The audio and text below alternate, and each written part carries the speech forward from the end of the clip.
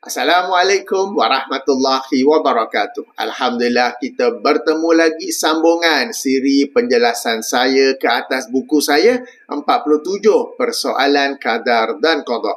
Kita sekarang masuk ke soalan yang ke-14, iaitu apakah yang patut saya sebut andai apa yang saya pilih tidak sesuai dengan kehendak Allah. Sebelum ini dalam soalan yang ke-13 kita telah pun berbincang tentang hubung kait ucapan insya-Allah dan kehendak Allah.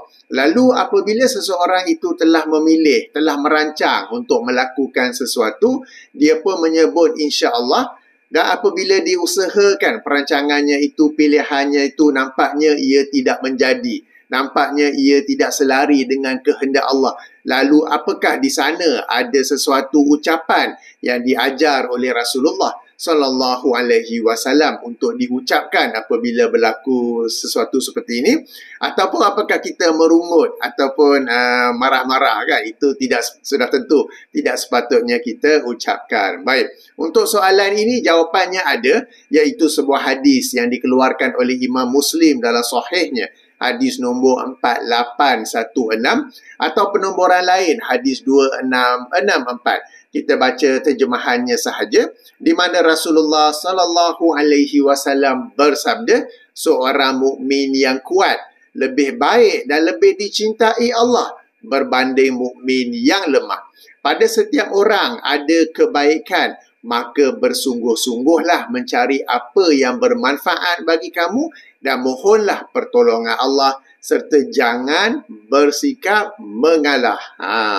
Jika kamu ditimpa oleh sesuatu, maka janganlah berkata, seandainya aku berbuat demikian, tentu akan menjadi sekian-sekian. Akan tetapi katakanlah, qadarullahi wa ma syaa fa'ala, yang bermaksud takdir Allah dan apa yang Allah kehendaki pasti terjadi. Ini kerana perbuatan ataupun perkataan seandainya membuka pintu kepada perbuatan syaitan. Demikian ya maksud hadis Nabi Sallallahu Alaihi Wasallam. Jadi berdasarkan hadis ini, perkataan yang dianjurkan, yang diajar untuk disebut, andai apa yang kita pilih itu tidak sesuai dengan kehendak Allah Subhanahu Wa Taala, ialah qadarullahi wa ma syaa fa'ala. Takdir Allah dan apa yang Allah kehendaki pasti terjadi. Ini kerana sekalipun kita bebas memilih sama ada tercapai ataupun tidak pilihan kita, itu perancangan kita itu terpulang kepada kehendak Allah Subhanahu Wa Taala. Seandainya ia tidak tercapai setelah dilakukan pelbagai usaha, setelah diusahakan plan A, plan B, plan C, bererti ia tidak sesuai dengan kehendak Allah. Apa yang sudah terjadi dan itu merupakan qada, yakni perlaksanaan Allah terhadap kadarnya. Justru sikap kita sebagai seorang yang beriman kepada qadar dan qada, beriman kepada takdir berdasarkan akidah Ahlussunnah wal Jamaah bermanhaj salafus soleh, ialah mengucapkan yang seperti kita baca tadi, qadarullahi wa ma syaa fa'ala. Bukan pula marah, merungut dan menyesal, ya, tetapi menerimanya dan mengucapkannya seperti yang kita baca daripada hadis tadi, ya. Qadarullahi wa ma syaa fa'ala. Siapalah kita untuk melawan, mempersoal ataupun membantah kehendak Allah. Perkara ni senang sebut, tapi kadang-kadang saya sendiri pun apabila apa yang saya rancang, apa yang saya pilih tidak menjadi, kadang-kadang tu marah juga. Kadang-kadang tu merungut juga. Tetapi bila teringat baru, okey, kita segera menyebutnya, ya. Sebab sebagai manusia biasa, saya pun, mungkin juga para penonton yang dirahmati Allah, when things does not happen like how we wanted it to be, kan? Kita mungkin merungut, marah, dan sekian-sekian kan. Tapi bila kita teringat, kita segera meredakan diri sendiri, dan menyebut agar qadarullahi wa ma syaa fa'ala. Dan di sini pentingnya adanya kawan-kawan ahli keluarga yang juga faham perkara ini. Seandainya kita terlupa, lalu kita marah, merungut, menyesal, ada pula yang menasihati kita dengan jangan sebut, jangan marah, tapi inilah takdir Allah, maka sebutlah qadarullahi wa ma syaa fa'ala. Okey. Baik, satu poin tambahan yang tidak ada dalam buku, okey. Jadi satu poin tambahan di sini ialah sikap yang ditegah ialah menyesal tentang kegagalan yang berlaku dan menyebut seandainya aku berbuat demikian tentu jadi sekian-sekian. Seandainya aku buat itu, seandainya aku buat ini, ya. Dia sebut ini dalam suasana menyesal dan dia kekal di fasa yang sama, iaitu menyesal apa yang telah berlaku. Dia macam susah nak move on.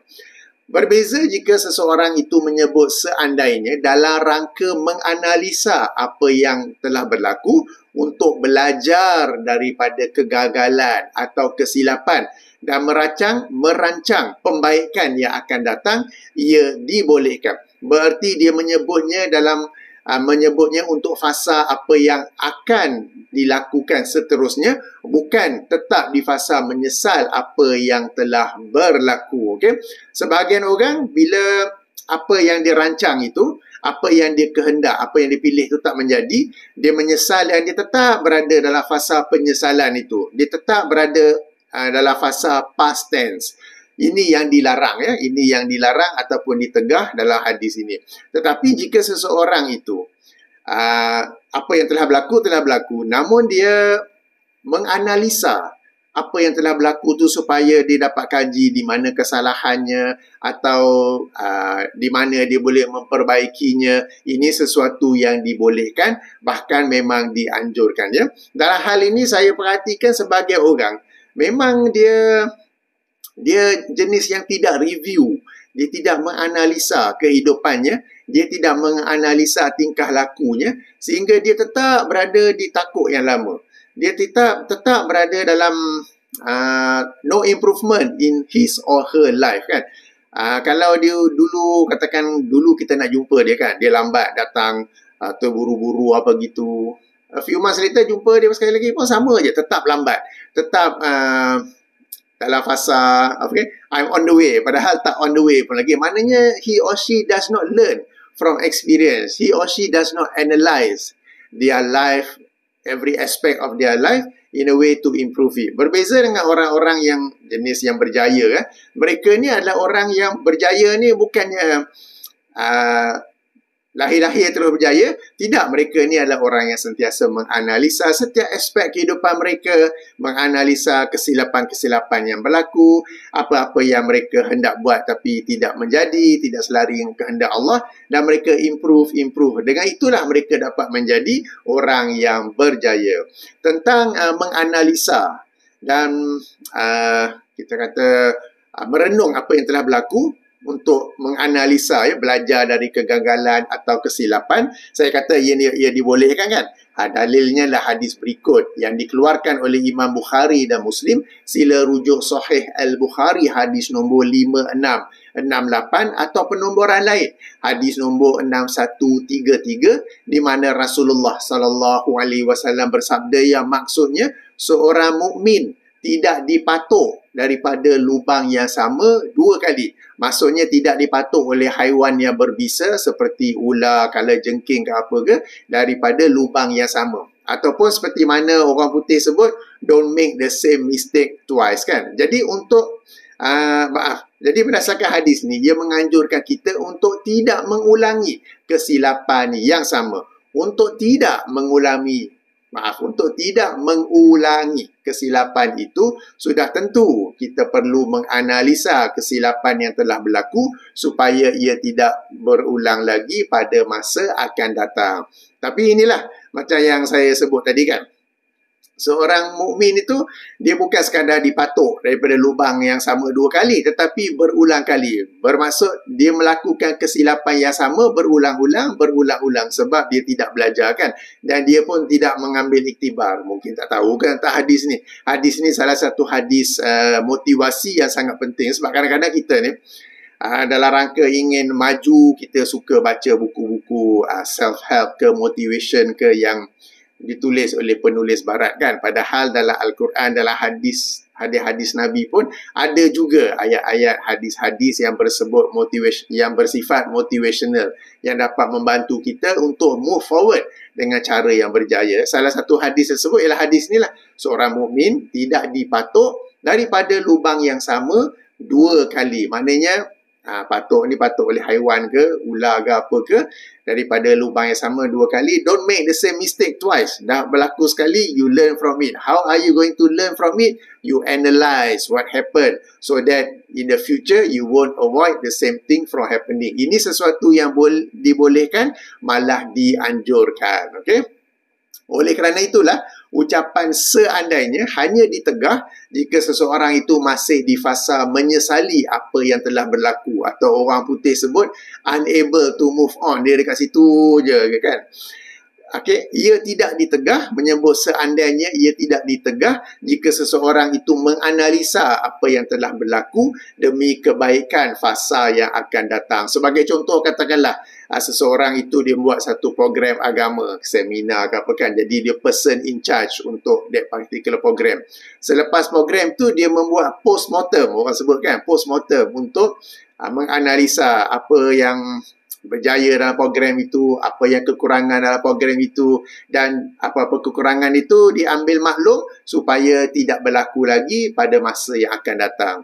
Sama juga katakanlah seorang doktor yang membuat pembedahan ke atas pesakitnya, seorang lawyer yang dalam pembicaraan kesnya, seorang pilot selepas penerbangannya, setelah pembedahan itu, setelah kes mahkamah itu, setelah penerbangan itu, kita menganalisa apa yang telah berlaku, dan jika ada yang bagus, okey, kita ambil maklum dan teruskan. Jika ada yang tak bagus ke, kesilapan ke apa ke, kita ambil maklum juga, dalam supaya tidak diulangi lagi pada masa yang akan datang. Dengan itulah seseorang itu akan dapat menjadi seorang doktor yang cemerlang, peguam yang cemerlang, pilot yang cemerlang, dan dalam apa-apa bidang ataupun kejayaan lah. Bahkan seorang ibu yang di rumah sekalipun, mungkin dia tidak bekerja kan, tapi banyak kerja sebenarnya sebagai pengurus rumah ataupun suri rumah kan, dia pun sentiasa menganalisa, mengambil iktibar, mengambil maklum apa yang berlaku supaya tidak berulang lagi pada masa-masa yang akan datang. Jadi to be a professional, to be a successful person, it doesn't mean that you must have a career. You must have a career, sebab budaya masyarakat kita ni, seorang yang profesional, seorang yang berjaya mesti ada kerjaya tertentu. Doktor, lawyer, pilot, engineer, arkitek. Tapi kalau dia sekadar tukang saku sampah je, tak profesional. Kalau dia sekadar bekerja di taska ataupun pusat jagaan kanak-kanak, dia tidak profesional.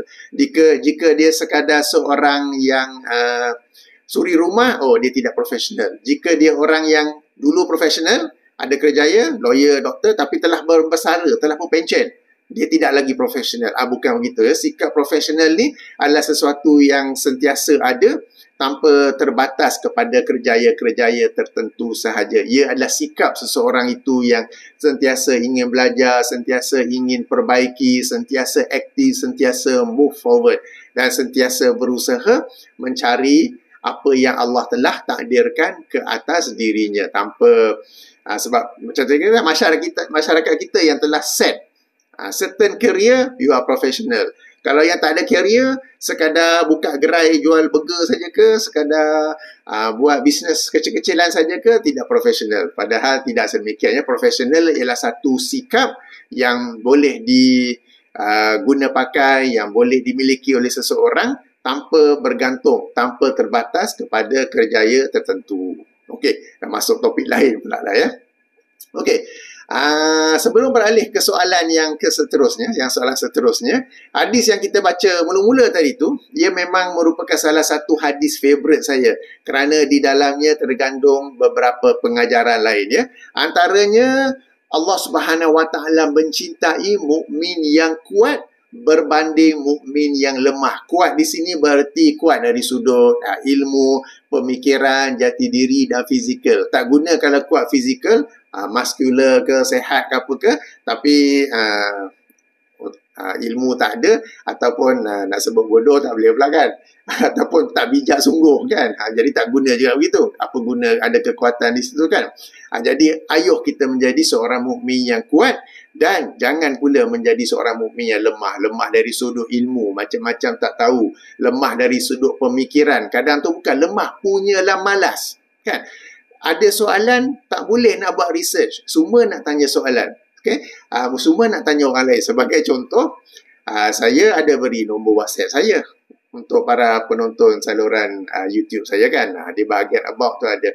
So some people they take advantage the wrong way. Every single question that comes to your mind, they straight away ask without making a single effort to look for the answer. Padahal jawapan dia dengan membuat sedikit kajian apa boleh saja. Dan boleh saja menggunakan Google. Tak salah untuk mencari jawapan agama menggunakan Google. Yang penting ialah bila kita telah type soalan tu, bila Google memberikan hasil pencarian, kita tahu website mana yang patut dirujuk, website mana yang bersifat ilmiah ataupun yang bersifat cerita-cerita kosong. Tapi setengah orang benda macam tu pun punya malas. Semua nak tanya, saya pun jawab. Saya jawab dalam WhatsApp tu, saya boleh jawab tapi sengaja tak nak jawab sebab saya tidak mahu anda memiliki budaya malas. Padahal soalan ini adalah sangat mudah dan boleh dikaji melalui pencarian di internet. Okey, jadi penting ya, Allah SWT mencintai, menyukai mukmin yang kuat berbanding mukmin yang lemah. Ayuh kita menjadi mukmin yang kuat dari pelbagai aspek. Fizikal pun termasuk juga. Alright. Pelajaran yang lain, pada setiap individu terdapat kebaikan tersendiri, kelebihan tersendiri, maka hendaklah dia berusaha untuk mencari kebaikan yang Allah telah takdirkan ke atas dirinya. Ini bertentangan dengan sistem pendidikan di Malaysia yang menentukan kebaikan, kelebihan seseorang itu dengan keputusan peperiksaan. Padahal seseorang yang lemah dalam peperiksaan mungkin cemerlang dalam bidang lain, umpama teknikal, seni, perniagaan, masakan, sukan dan sebagainya ya. Dan ini bukan saja sistem pendidikan di Malaysia, sebahagian ibu bapa pun anak dia cemerlang tak cemerlang, dia ukur melalui keputusan peperiksaan. Sampai-sampai dia paksa anak dia tuition sana, tuition sini, dia belajar sana, belajar sini. No life at all, semata-mata untuk mendapat keputusan yang bagus. Kalau tak bagus, ibu bapa tu pun kecewa dengan anak. Anak tengok ibu bapa kecewa, anak pun kecewa dengan dirinya sendiri kan. Jadi depression, depressed, apa semua tu. Padahal seseorang itu, anak itu ke seseorang itu, dia mungkin tidak cemerlang dalam bidang peperiksaan, tetapi cemerlang dalam bidang-bidang yang lain. Ada bakat-bakat yang lain kan. Okay. Pelajaran yang lain dalam rangka mencari dan mengenal pasti kebaikan dan manfaat, jangan lupa untuk memohon pertolongan Allah. Jangan lupa untuk berdoa kepada Allah Subhanahu Wa Taala. Pelajaran keempat daripada hadis tu, Islam menegah seseorang dari bersikap lemah dan mengalah. Jika tidak dijumpai kebaikan pada dirinya dalam satu bidang, hendaklah dicari kebaikan dalam bidang yang lain. Tak pandai dalam bidang peperiksaan, silibus sekolah tak apa. Maybe you ada advantage, kelebihan dalam bidang yang lain kan. Jika tidak ditemui kejayaan dalam satu usaha, usahakan yang lain. Jika usaha A, plan A tak menjadi, usahakan pula plan B, plan C kan. Orang yang berjaya ni kalau kita baca biografi mereka, bukannya mereka plan A terus berjaya, tak. Macam-macam kegagalan yang mereka hadapi dalam kehidupan, tetapi semuanya tu mereka usaha tak jadi, usaha tak jadi, sampailah mereka jumpa satu yang mereka dapat teruskannya. Okey, ini sikap yang betul sebenarnya. Okey, demikianlah seterusnya dia mencari dari satu qadar ke qadar yang lain. Ini sebagaimana ucapan Umar bin Al-Khattab radhiyallahu anhu dalam sebuah hadis yang panjang, sila rujuk dalam Sahih Al-Bukhari, hadis nombor 5288, atau penomboran lain hadis nombor 5729, di mana Umar berkata kita berlari dari qadar Allah kepada qadar Allah yang lain. Ini hadis yang panjang, ringkasnya Umar dan rombongannya dalam satu perjalanan lalu mendapat khabar destinasi mereka itu ada wabak penyakit yang sedang merebak. Lalu Umar pun berpatah balik, tukar direction ke, berpatah balik. Lalu ada orang tanya, Umar, kamu melarikan diri daripada qadar ke? Umar berkata tak. Bukan melarikan qadar, tapi kita berlari dari satu qadar kepada qadar Allah yang lain. Pelajaran seterusnya, jika gagal mencapai sesuatu yang dipilih atau yang diusahakan, jangan sebut seandainya aku lakukan begini akan menjadi begini ya. Perkataan seandainya, sekali lagi kita ulang kaji, dalam dua konteks. Pertama, dalam konteks apa yang telah berlaku dan dia menyebutnya dalam suasana menyesal dan tetap dalam fasa menyesal ya. Jadi ini yang ditegah atau dilarang kerana Islam mahukan umatnya ke hadapan, move forward dan mencari alternatif baru jika gagal. Bukan memikirkan apa yang lampau dan membuat andaian itu dan ini dan tetap berada di fasa yang itu Tuhan. Still thinking about it, cannot move on. Kedua, konteks kedua dalam apa yang sedang berlaku atau akan berlaku ini dibolehkan kerana berarti seseorang itu sedang mempertimbangkan beberapa alternatif dan memilih yang terbaik, atau macam saya explain tadi dalam rangka menganalisa apa yang telah berlaku untuk kebaikan apa yang akan berlaku, maknanya learning from his or her mistakes. Jika gagal mencapai sesuatu yang dipilih atau yang diusahakan, hendaklah disebut qadarullahi wa ma syaa fa'ala, bermaksud takdir Allah dan apa yang Allah kehendaki pasti terjadi. Sebutan seandainya memberi isyarat tidak redha, menyebut seandainya dalam konteks yang ditegah itu, dalam konteks masih dalam fasa telah berlaku, tidak boleh move on apa kan, tidak memberi isyarat tidak redha, menerima qada Allah, dan ini seterusnya menjadi pintu untuk syaitan menggoncang dan meragukan keimanan dan kefahaman seseorang itu tentang qadar dan qada, tentang takdir Allah Subhanahu wa taala. Jadi demikiannya beberapa pelajaran tambahan daripada hadis yang pertama yang kita baca tadi. Baik. InsyaAllah kita berjumpa lagi untuk soalan yang ke-15. Sementara itu saya tutupi dengan subhanakallahumma wa bihamdika asyhadu an la ilaha illa anta astaghfiruka wa atubu ilaika. Assalamualaikum warahmatullahi wabarakatuh.